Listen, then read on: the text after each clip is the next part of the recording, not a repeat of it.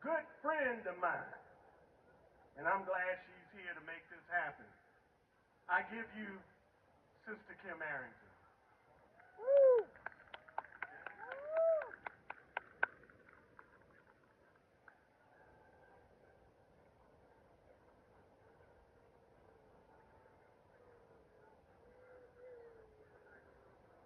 Hey y'all, how you doing?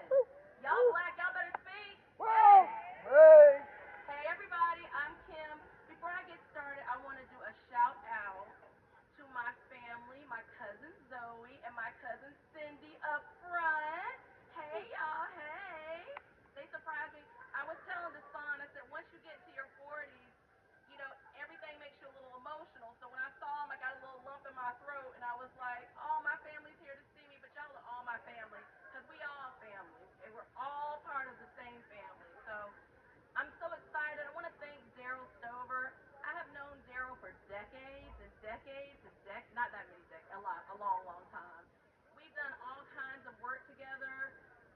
Daryl is a visionary, and he's brought me into working with people to address homelessness and addiction, and it's been an amazing ride. And thank you so much to the town of Cary, and thank you to all of y'all for being here, because it's a hot one. It's a hot one. So I'm going to share a couple of poems. Now, Desan is my brother. I've known and worked with him for decades. Desan is tall, so he can memorize his poems. I'm a little shorter, so I'm going to read mine, okay? All right, so the first one I have is called Hunting Syntax. I think I'll plant a poem today and pray it takes my hurt away. Hope it doesn't get stuck where my other prayers went and drip down. See, if grass grows there, I wonder if lovers will walk hand in hand over it, suspended. If laughs will help to germinate, maybe my hand will break through the soil and force my poem up and up. Then, will I know I'm a part of it? Give an unexpected spray of dandelion-eyed needles. See if my zipper gets stuck on my poem and I have to force it over my shoulders. Do poems have shoulders in case of emergency? Nikki wants to know. What if it leads me into dark places like cunning poems have been known to do, or it changes its name and forgets to tell me? Can I tie a big red ribbon around it and yell, surprise? Do poems tell you you shouldn't have been born?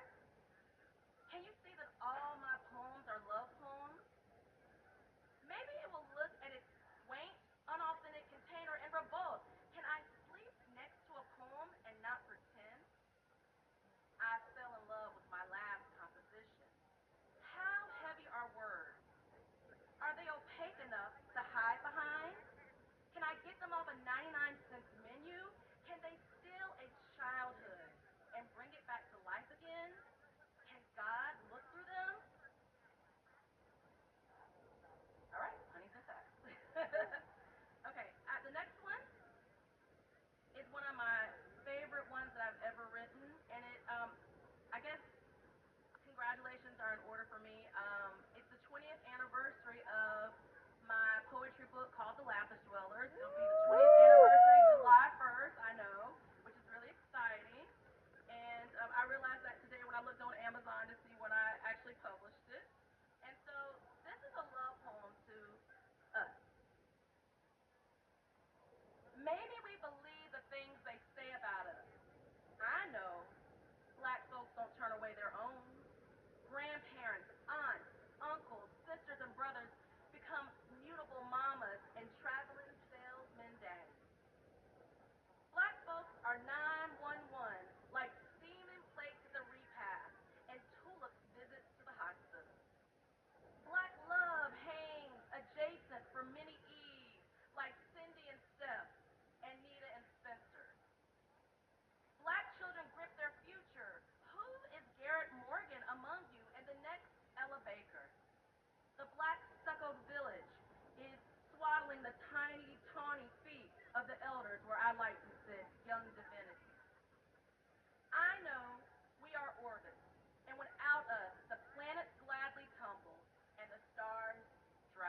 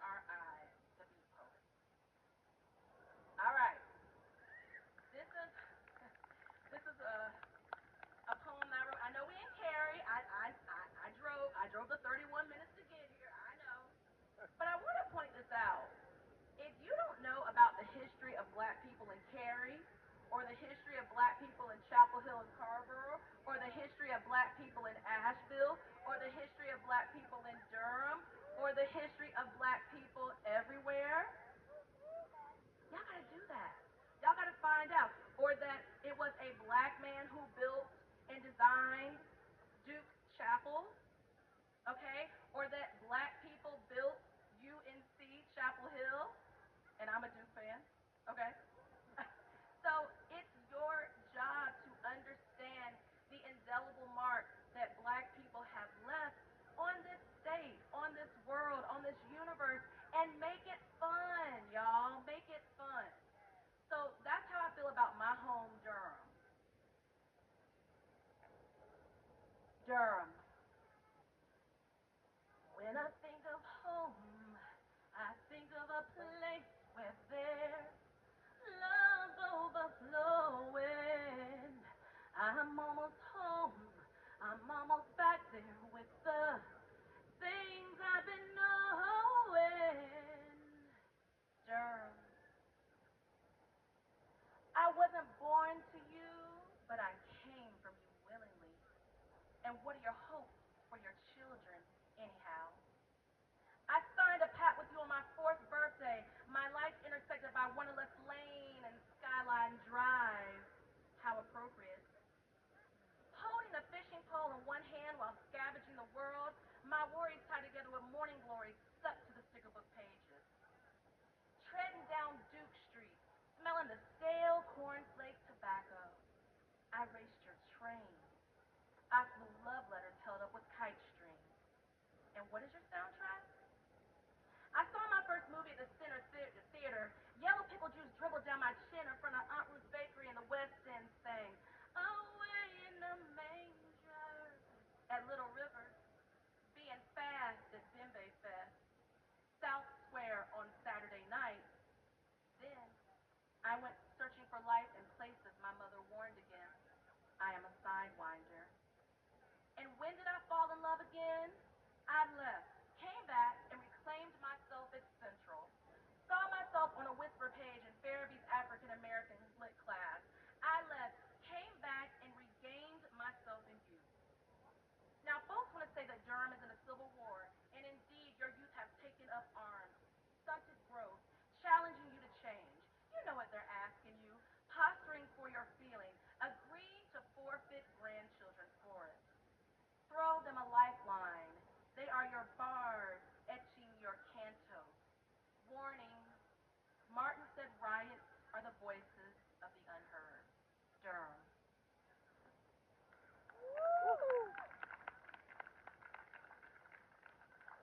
All right, I got one more. Who out here loves their grandmama? Y'all better give it up more for your grandmama. Well, I want to tell you a story about my grandmama. My grandma passed away in 2002. And my grandma and I had a very interesting relationship. Now, she was not the grandma who was going to cook the collards. She knew how to do all that. But she was out in the community, in the recreation centers in Winston-Salem, North Carolina. And she was teaching, helping to get young black kids to learn how to swim, to do the arts, to in the projects where nobody else wanted to do that work. That was my grandma. So when my grandma was starting to make her transition, I had a dream, and I'm a dreamer. My dreams tell me stuff. I'm a seer. And my grandmother, one day when I was my daddy had passed away. We were up there. I was probably about 10 years old, and she woke me up in the middle of the night, and she was standing over me, and she took my hands, my face in her hands, and she said, you're like me. You see things. You know things. And she's right. Buy me a drink. I can tell you a lot of things I've seen. So when my grandmother was transitioning, she came to me in a dream. And she said, you're going to write about me, and it's going to change your life. And I'm going to tell you everything you need to know. And the dream was gone. She said, when I transition, I'm going to come to you, and I need you to be ready so that you can write everything down. And so I put a little composition by my bed because I'm obedient. My grandma was kind of gangster.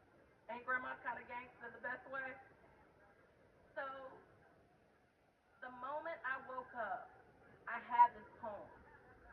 And when I was moving, I recently found this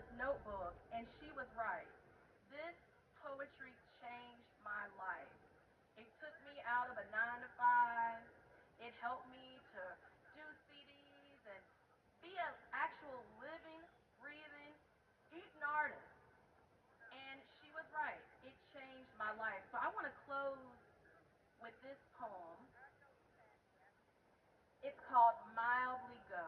And I want you to think about your grandmama because, I be on Facebook and I'm like, whenever somebody says around my age, my grandmother just passed away, I say, what a blessing.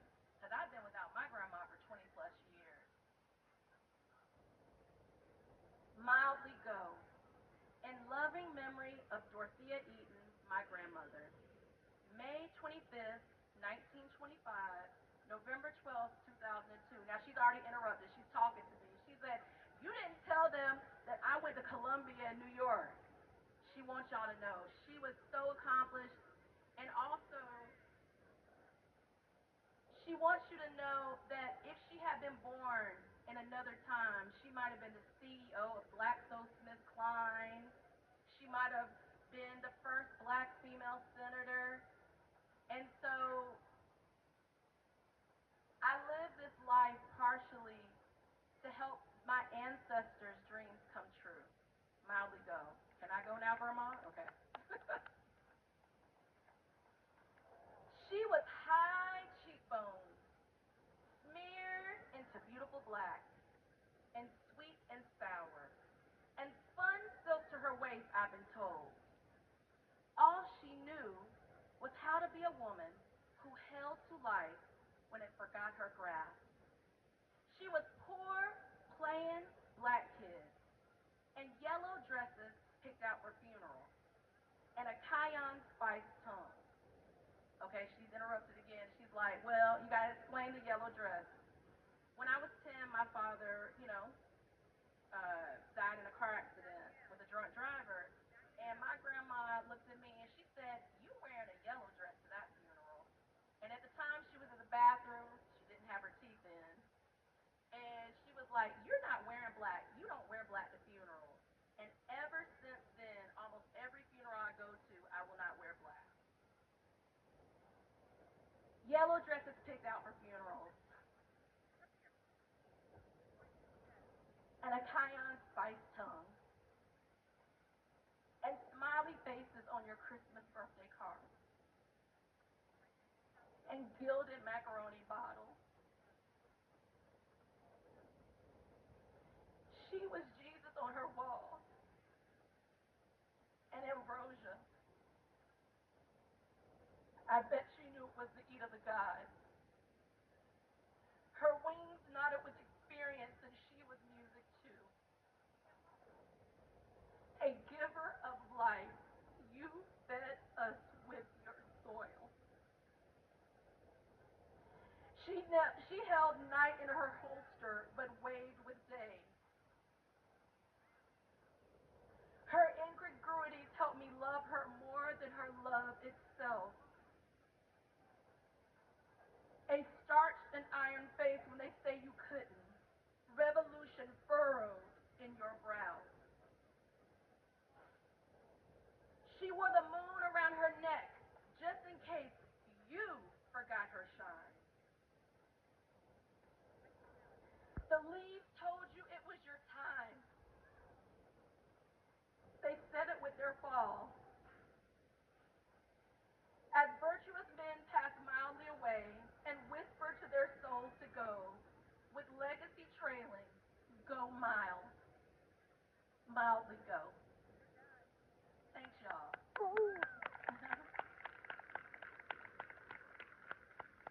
So, I've been told by Daryl that we're going to take a 45-minute break so my amazing friends, Mavis and Soul Understated, can set up. And y'all see all these amazing black vendors out here. Give them some money. Show them the money. Jerry Maguire them. Okay? Show them the money. Thank you so much for coming and being a part of this special day. And thank you so much for caring enough about what freedom looks like for us. Because there are no other people in this world that have the same experience as we do as black people in this country. And that means something. My name is Kim Arrington. Thank you so much. Thank y'all for coming out to Daryl Stover's Juneteenth, a celebration. I gave y'all homework. You need to find out what black folks have done in the triangle. It'd be something else. It would not be a triangle. You've got